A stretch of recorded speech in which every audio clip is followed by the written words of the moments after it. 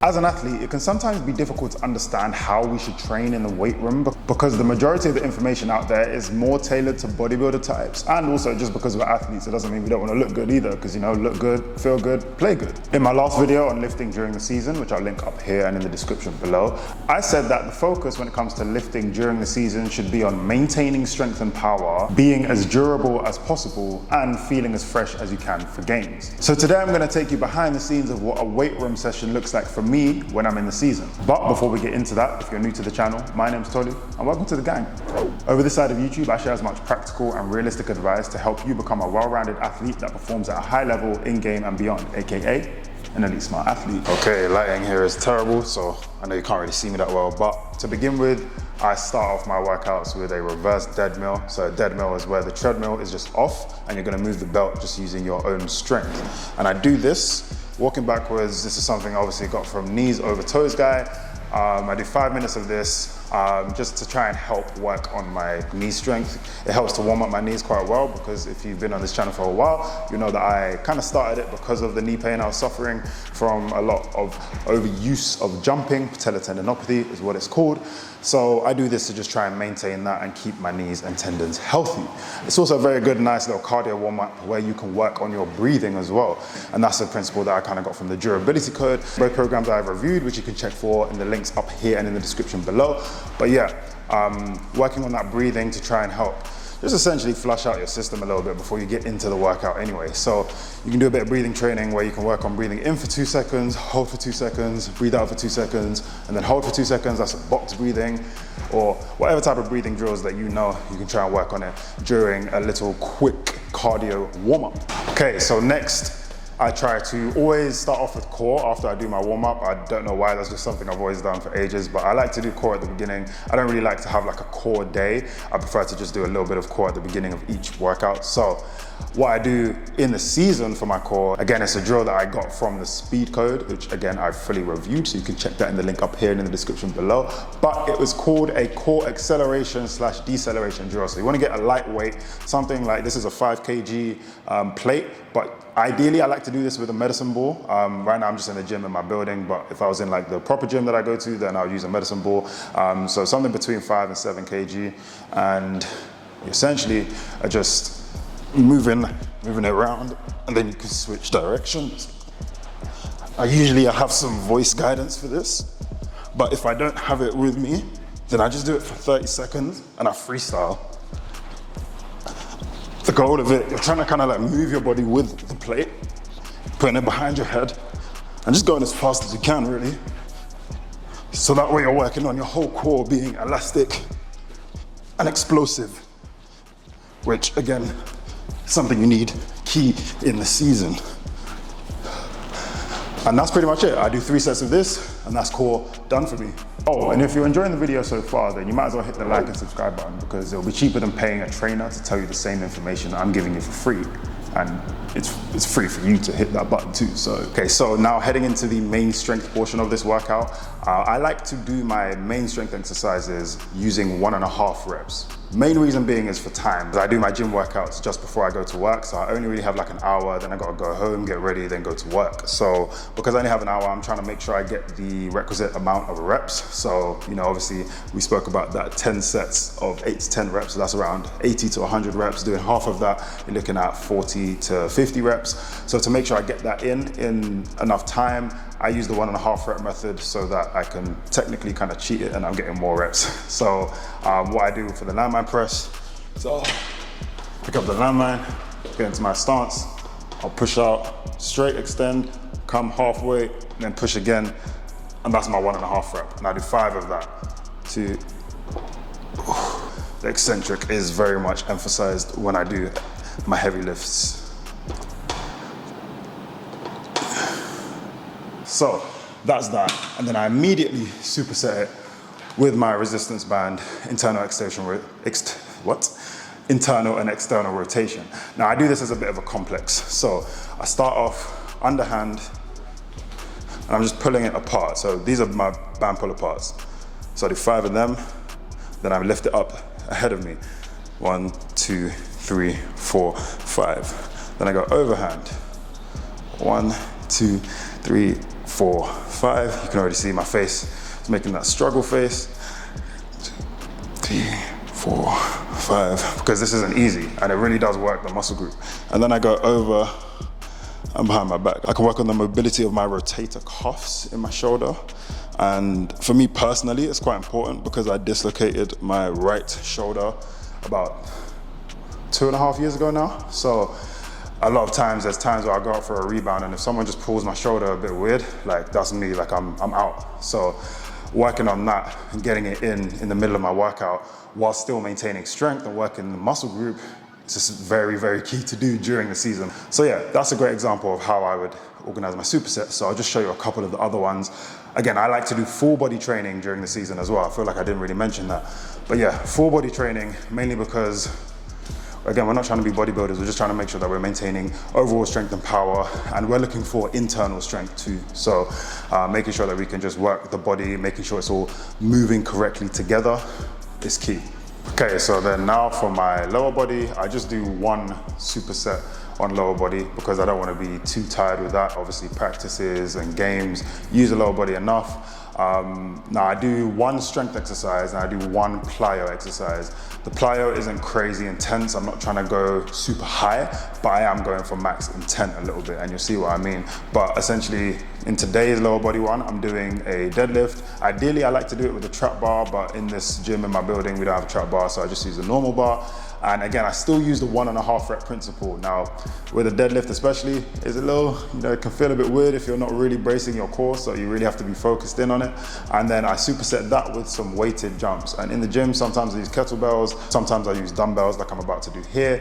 And I'm just doing that just to work on jumping against resistance so that again, when I get in the game, I'm not gonna be holding an extra, 20 kgs, an extra 40 kg. So hopefully I should be jumping a little higher without putting too much stress on my knees. So just working on that. I go just below the knees and then come back up, and that's my 1.5 reps. Then I bounce it. Immediate superset with the jumps. So on these jumps, I'm just going 2 feet. I'll start low. Obviously on a jump, you can't really do 1.5 reps. So I just do 5 reps normally. But on the weight, I can do the 1.5 reps. You can hear me breathing a little heavy. Now in terms of rest times in between, if it's a really heavy exercise that does have a bit of extra joint impact like this, I go for about 1.5 minutes break in between.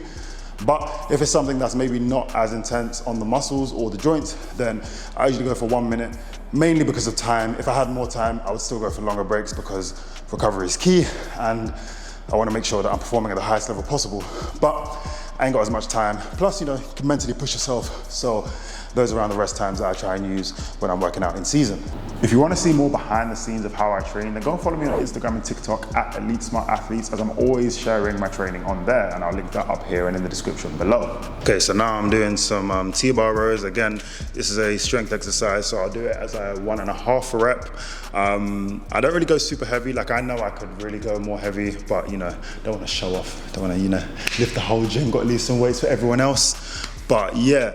I could normally go quite heavy with this, but I'm not going too heavy. And I'll be honest, I don't really feel it when I'm doing the workout. However, if you really do focus in on that time under tension, so I remember the first week I did this season, I didn't feel it at all. Like I had no extra soreness in my back. But then the next week, I made a conscious effort to focus on that eccentric and that time under tension. Still didn't feel it during the exercise, but the next day, I was feeling muscles in my back I didn't know I had. So that's the importance of working on that. And honestly, this is really more of an aesthetic exercise. This doesn't really have much to do with performance. I'm just trying to work all the different muscle groups. But yeah, let's get into it.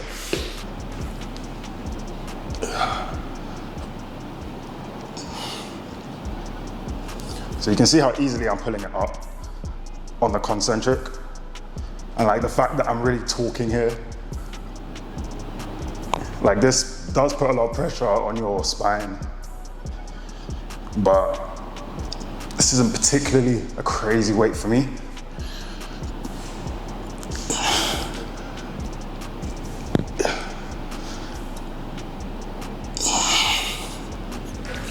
So I've shown you some supersets that have a bit of power stuff in terms of the deadlift into the weighted jumps. I've shown you a superset that has a mix of strength and mobility in terms of the shoulder press into the band pull aparts. So now I'm gonna show you this superset where I've just done a back exercise into just a pure mobility superset. It's a T-spine mobility drill, because like I just said, that exercise puts a lot of pressure on your spine. So to counteract that, we're gonna do a bit of spine mobility. So both hands against the wall. I have the foam roller in between the wall and my leg, more for accountability, I guess, to make sure that I'm moving in the right angles. But I'm gonna come out, follow through, other arm.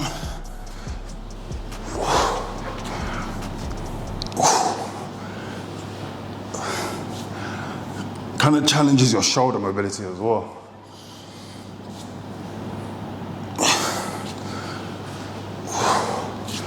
Again, I'm following, I'm looking at my hands as I'm moving. And then obviously do it on both sides. Okay, and then to finish off the workout, you know, just for a bit of extra aesthetics, like I said, look good, feel good, play good.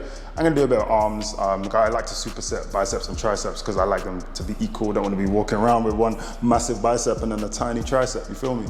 So what I will do, usually if I'm in the gym, I'll use a cable machine and I will get the rope and I'll do like a hammer curl like this, and then I'll move it straight up and I'll do a tricep push down immediately after. There's no cable machine in this gym, so what I'll do is just get some dumbbells and I'll do my hammer curls over here. Ooh, don't want to hit the mic. We should really focus on that tension. There we go. You see, sometimes it's easy to forget what the focus should be. You just want to get the reps out, but I'm really trying to eat.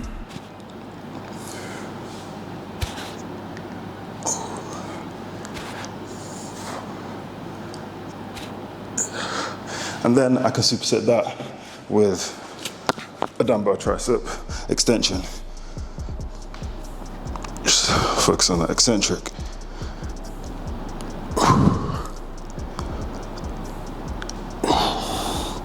Let me step back so you can see it properly.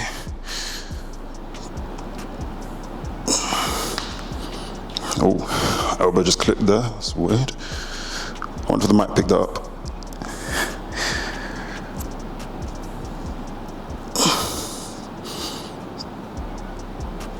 And that would be my arm superset. So that's the end of the strength portion of the workout for me. Then I will go and do some combo heart rate zone cardio. If you don't know what that is, you need to check out the video I put on the channel about cardio training in season. I'll link that up here for you in the description below. But yeah, I'll end with a bit of cardio and then that's it. Now you might be asking, yo, where's the chest? You didn't do any lats, like what's going on? You didn't work every muscle group. So I do my workouts twice a week, and again, I have mathematically calculated how many reps and sets I need to do for each particular muscle group. Now, it doesn't really work trying to do chest and shoulders, but then also avoid muscle soreness, and I do these the day before a game. So what I do is I separated my shoulder work from my chest work, so I do it 2 different days, different ends of the week, and then what I do is, because like I showed you on the shoulder exercise, the band pull aparts are quite strength focused as well as mobility focused. I count them as actual shoulder reps that count towards my overall volume of that 50 to 60%. Whereas, let's say with that back exercise I did, the T-bar row, when I do the superset with the mobility, the T-spine mobility, I do not count that as a back exercise because it is just for pure mobility. And I apply the same principle on the other day when I do chest. So I usually superset my chest, which I like to do a barbell bench press because why not? That's your meat and potatoes. You need that in your life. But yeah, I usually do my barbell bench press and I superset it with some pike presses with a plate. And that way I'm working on the muscle. Now you might think, oh, the pike press is not really like a mobility type of exercise. Yes, sometimes I don't superset with mobility because maybe I just want a big chest, like that's it.